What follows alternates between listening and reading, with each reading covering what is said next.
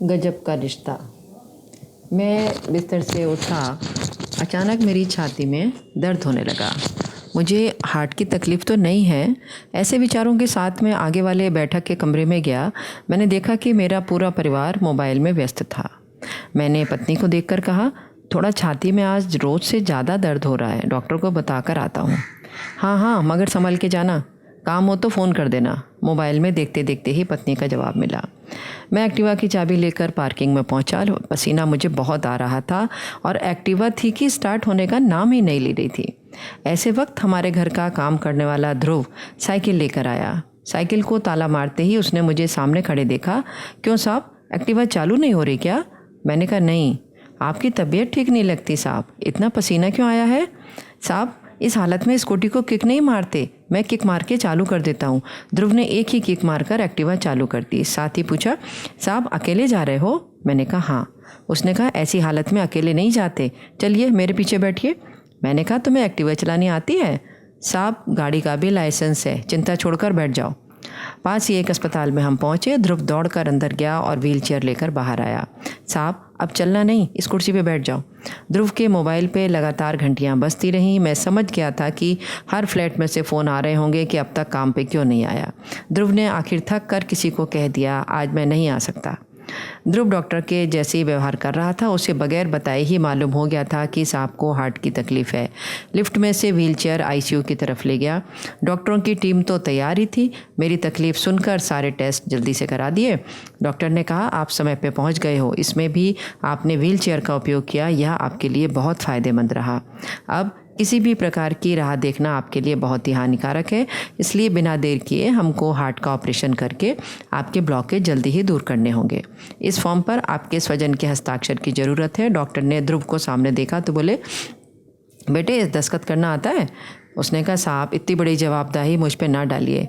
बेटे तुम्हारी कोई जवाबदारी नहीं है, तुम्हारे साथ भले ही लहू का संबंध नहीं है, फिर भी बगैर कहे तुमने अपनी जवाबदारी पूरी करी है।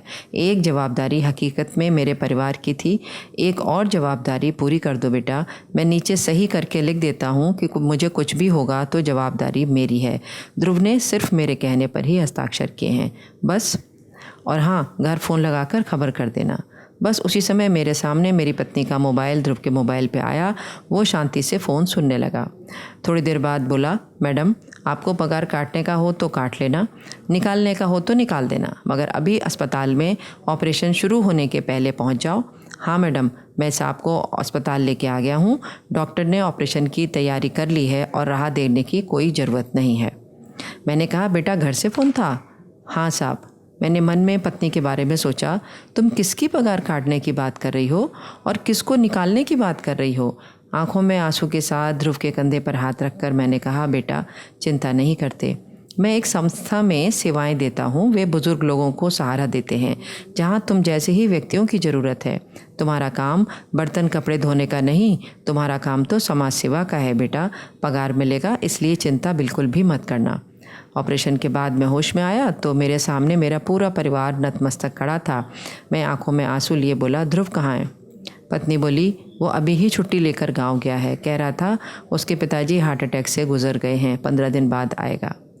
अब मुझको समझ में आया कि उसको मेरे अंदर उसका बाप दिख रहा होगा। हे प्रभु, मुझे बचाकर आपने उसके बाप को उठा लिया।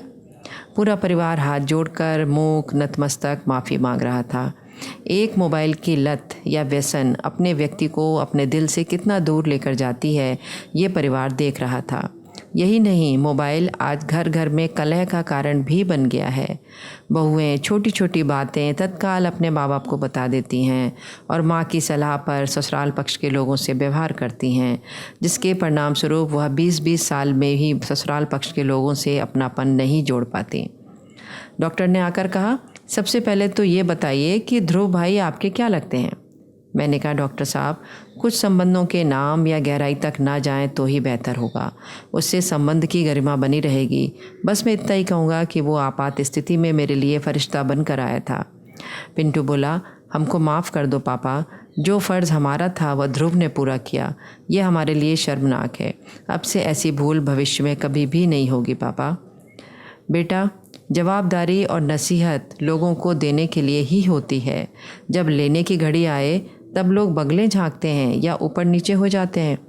अब रही मोबाइल की बात। बेटा, एक निर्जीव खिलौने ने जीवित खिलौने को गुलाम बना कर रख दिया है। अब समय आ गया है कि उसका मर्यादित उपयोग करना है, नहीं तो परिवार, समाज और राष्ट्र को उसके गंभीर परिणाम भुगतने होंगे और उसकी कीमत चुकाने के लिए तैयार रहना होगा। अतः बेटे और बेटियों को बड़ा अधिकारी या व्यापारी बनाने की जगह एक अच्छा इंसान बनाया जाए।